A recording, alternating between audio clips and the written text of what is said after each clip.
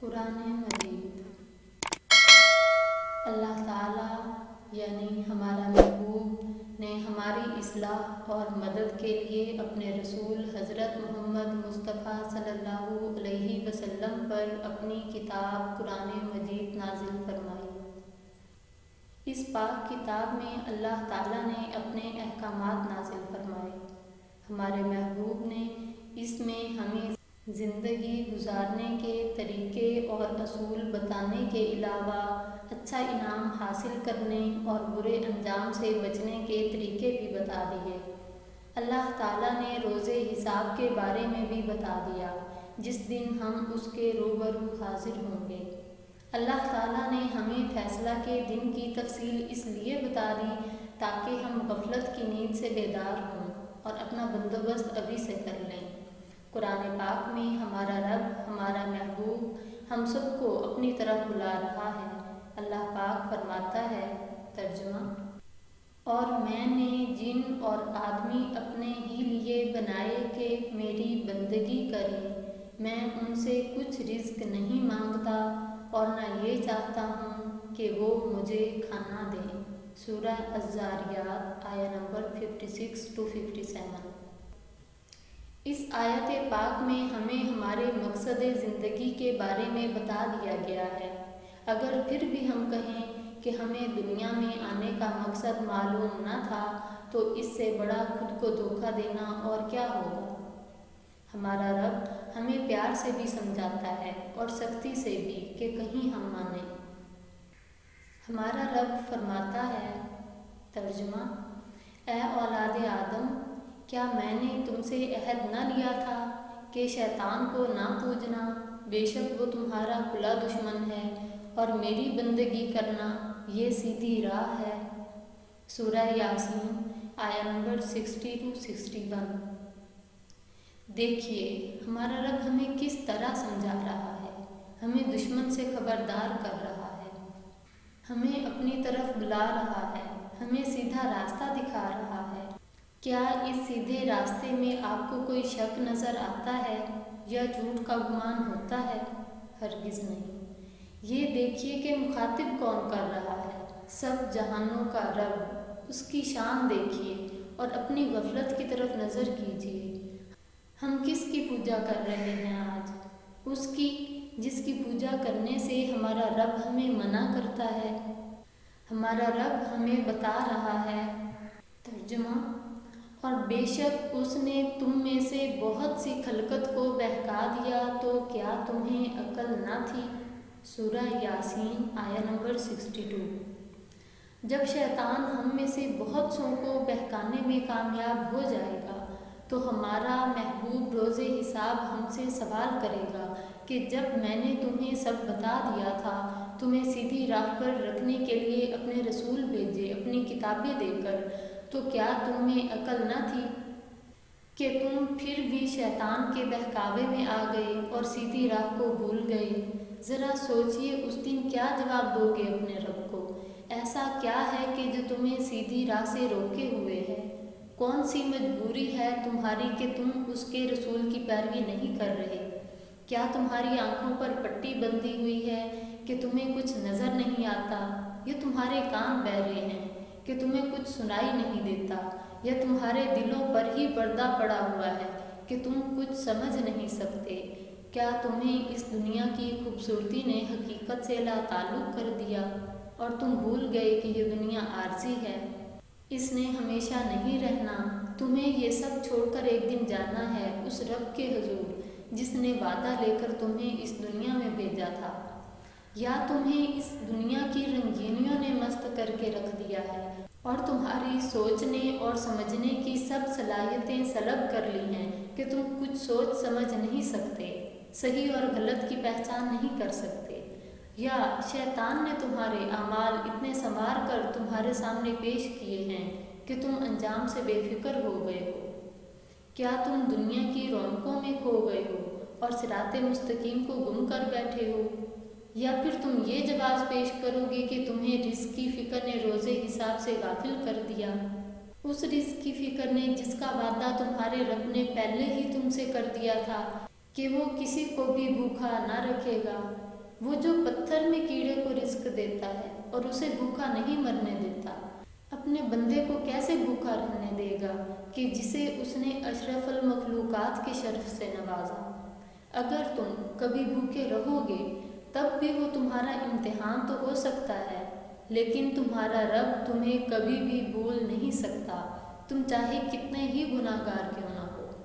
تم اس رزق کے پیچھے تو خوار ہو رہے ہو جس کا ہر ذی روح سے وعدہ ہے، لیکن اس نجات کے لیے کچھ کر ہی نہیں رہے جس کا سب سے وعدہ نہیں، بلکہ نجات صرف اسی کو ملے گی جو اس کے لیے کوشش کرے گا۔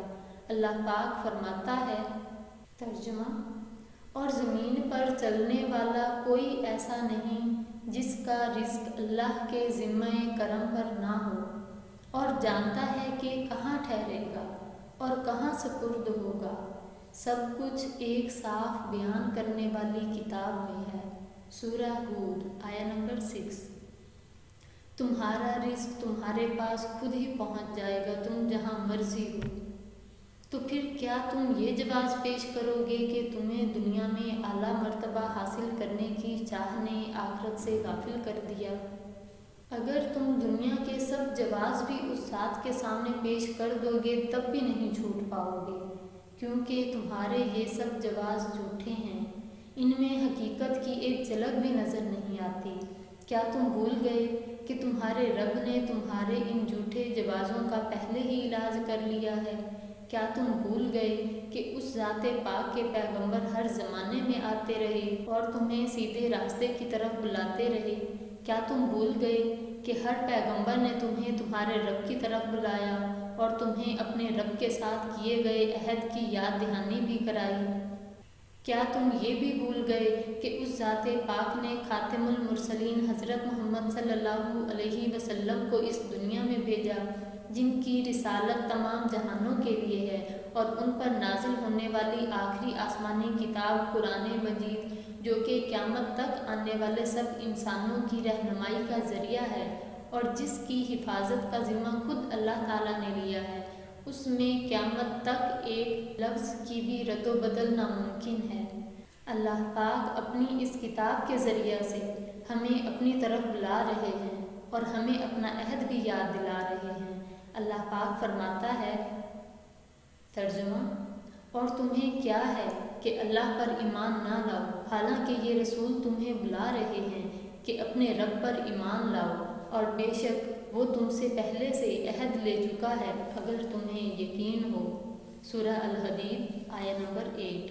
پھر کیا ہے کوئی وجہ ہمارے غفلت میں رہنے کی؟ آگے اللہ تعالیٰ اپنی مہربانی ہمیں یاد دلا رہا ہے۔ ترجمہ: وہی کہ اپنے بندہ پر روشن آیتیں اتارتا ہے تاکہ تمہیں اندھیروں سے اجالے کی طرف لے جائے، اور بے شک اللہ تم پر ضرور مہربان رحم والا۔ سورہ الحدید آیہ نمبر 9۔ تمہارا محبوب جب تمہیں ہدایت کا نور دے رہا ہے تو کیوں تم اسے قبول نہیں کرتے اور گمراہی کے اندھیروں کو سینے سے لگائے رکھنا چاہتے ہو؟ تم کیوں اندھیروں میں بھٹکتے رہنا چاہتے ہو؟ تم اپنے اس رب کی طرف کیوں نہیں آتے کہ جس سے بڑا کوئی مہربان نہیں اور جس سے بڑا کوئی رحیم نہیں؟ کیا ہم سے بڑھ کر بھی کوئی نادان ہوگا؟ ہم اپنے رب کی زمین پر چلتے ہیں اور اسی کے بتائے ہوئے راستے پر چلنے سے انکاری ہیں۔ ہم اسی کا عطا کیا ہوا رزق کھاتے ہیں اور اسی کی ناشکری کرتے ہیں۔ ہم اسی کی کائنات میں رہتے ہیں اور اسی کی نافرمانی کرتے ہیں۔ ہم اس حال میں بھی گناہ کرنے سے نہیں ڈرتے کہ وہ ہمیں دیکھ رہا ہوتا ہے۔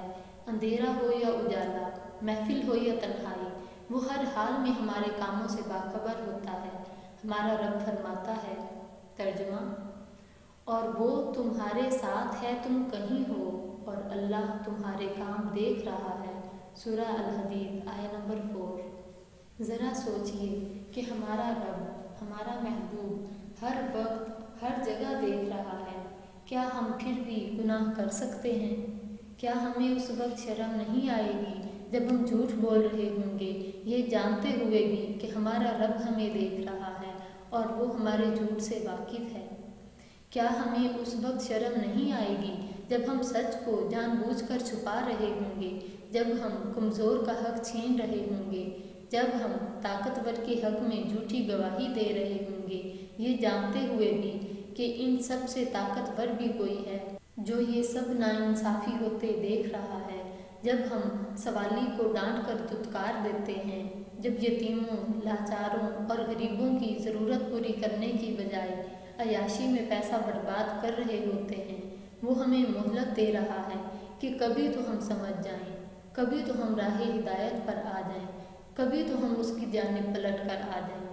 کیا ہم سے بڑا بھی کوئی بد نصیب ہوگا؟ ہمارا رب ہمارے دلوں کے حال خوب جانتا ہے۔ وہ جو ہم سوچتے ہیں اور جس کی نیت کرتے ہیں، خواہ عمل اس پر کریں یا نہ کریں، وہ باخبر ہے ہر نیت اور ہر سوچ سے۔ ہمارا رب فرماتا ہے، ترجمہ، اور وہ دلوں کی بات جانتا ہے۔ سورہ الحدید آیہ نمبر 6۔ ابھی تو میں نے قرآن پاک کی چند آیات بیان کی ہیں، اور حال یہ ہے کہ ہمارے پاس گمراہ رہنے اور غفلت میں رہنے کا کوئی سبب باقی نہ رہا، کیونکہ ہمارے رب نے ہمیں مقصد زندگی بتا دیا، دشمن سے آگاہ کر دیا، ہمیں سیدھا راستہ اور برا راستہ دونوں کے بارے میں بتا دیا، ہماری اصلاح اور رہنمائی کے لیے اپنے پیغمبر بھیجے، اپنی کتابیں دے کر ہمیں ہمارا عہد یاد دلایا، ہمیں انجام کے بارے میں بھی بتا دیا، ہمیں اپنی مہربانیوں کے متعلق بھی سب بتا دیا، اور کیا رہ جاتا ہے؟ باقی کیا ہے جو ہمارے رب نے ہمیں نہیں بتایا؟ اگر ہم ہدایت کے راستے پر چلتے ہیں اور خود پر رحم کرتے ہیں تو ہمارے رب کے نزدیک اس کا بہت اچھا اجر ہے۔ ایک تو یہ کہ ہمیں محبوب کی رضا اور خوشی حاصل ہوگی، ہمارے نبی پاک حضرت محمد صلی اللہ علیہ وسلم بھی خوش ہوں گے اور روز حساب ہماری شفاعت فرمائیں گے۔ دوسرا، جنت نصیب ہوگی جس میں ہمارے رب نے اپنے خاص بندوں کے لیے نعمتیں اور طرح طرح کی آسائشیں رکھی ہیں، اور سب سے بڑھ کر یہ کہ محبوب کا دیدار نصیب ہوگا۔ اللہ پاک فرماتا ہے، ترجمہ، احوال اس جنت کا جس کا وعدہ پرہیزگاروں سے ہے، اس میں ایسی پانی کی نہریں ہیں جو کبھی نہ بگڑے، اور ایسے دودھ کی نہریں ہیں جس کا مزہ نہ بدلا، اور ایسی شراب کی نہریں ہیں جس کے پینے میں لذت ہے، اور ایسی شہد کی نہریں ہیں جو صاف کیا گیا، اور ان کے لیے اس میں ہر قسم کے پھل ہیں، اور اپنے رب کی مغفرت۔ کیا ایسے چین والے ان کے برابر ہو جائیں گے جنہیں ہمیشہ آگ میں رہنا اور انہیں کھولتا پانی پلایا جائے گا کہ آنتوں کے ٹکڑے ٹکڑے کر دے؟ سورہ محمد آیہ نمبر 15۔ اے خدا کے بندو، بتاؤ کیا اچھا ہے، دوزخ یا جنت، محبوب کی خوشی یا ناراضگی، جنت کے باغ اچھے یا دوزخ کی آگ؟ اب پھر کیا وجہ ہے کہ ہم سیدھے راستے کی طرف نہیں آتے؟ کیا یہ کہ ہمیں قرآن پاک پر عمل کرنا نہیں آتا؟ یہ وجہ غلط ہے، کیونکہ ہمارے نبی حضرت محمد صلی اللہ علیہ وسلم نے قرآن پاک عملاً سکھا دیا ہے۔ آپ صلی اللہ علیہ وسلم جس کام کا حکم دیتے، پہلے آپ اس پر عمل فرماتے تھے۔ آپ صلی اللہ علیہ وسلم قرآن پاک کی مجسم شکل ہیں۔ آپ صلی اللہ علیہ وسلم کی زندگی مکمل قرآن ہے۔ قرآن پاک ہمارے محبوب کی طرف سے نازل ہوا ہے اور ہم اسے پڑھتے ہی نہیں ہیں۔ یہ سمجھیے کہ یہ ہمارے محبوب کا لو لیٹر ہے، اور روز پڑھیے۔ اگر ہمیں کسی ایسے شخص کا جس سے ہم محبت کرتے ہیں کوئی خط آ جائے تو ہماری خوشی کی انتہا نہیں رہتی، پھولے نہیں سماتے۔ روز اس لو لیٹر کو پڑھتے ہیں، بڑے پیار سے پڑھتے ہیں، ٹھہر ٹھہر کر اور سمجھ کر بڑے غور سے پڑھتے ہیں کہ کہیں کوئی غلطی نہ ہو جائے، بار بار پڑھتے ہیں یہاں تک کہ زبانی یاد ہو جاتا ہے، اسے سنبھال کر احتیاط سے اور بڑے پیار سے رکھتے ہیں۔ کیا اپنے محبوب اللہ تعالیٰ کے لو لیٹر کو بھی پا کر ایسے ہی خوش ہوئے ہیں؟ کیا اسے بھی روز پڑھتے ہیں؟ کیا اسے بھی ٹھہر ٹھہر کر اور سمجھ کر بڑے غور اور احتیاط کے ساتھ پڑھتے ہیں کہ کہیں کوئی غلطی سرزد نہ ہو جائے؟ کیا اسے بھی بار بار پڑھ کر زبانی یاد کرتے ہیں؟ کیا اسے بھی اسی طرح پیار سے رکھتے ہیں؟ محبوب کا لو لیٹر اگر کسی اور زبان میں ہوگا تو ہم اس کا اپنی زبان میں ترجمہ کر کے پڑھیں گے کہ صحیح طرح سے سمجھ میں آ جائے۔ कहीं कोई जुमला गलत ना कर बैठें। क्या कभी महबूब हकीकी के पाक लव लेटर के तर्जमा के लिए भी एहतमाम किया है कि कहीं इसको समझने में गलती ना हो जाए?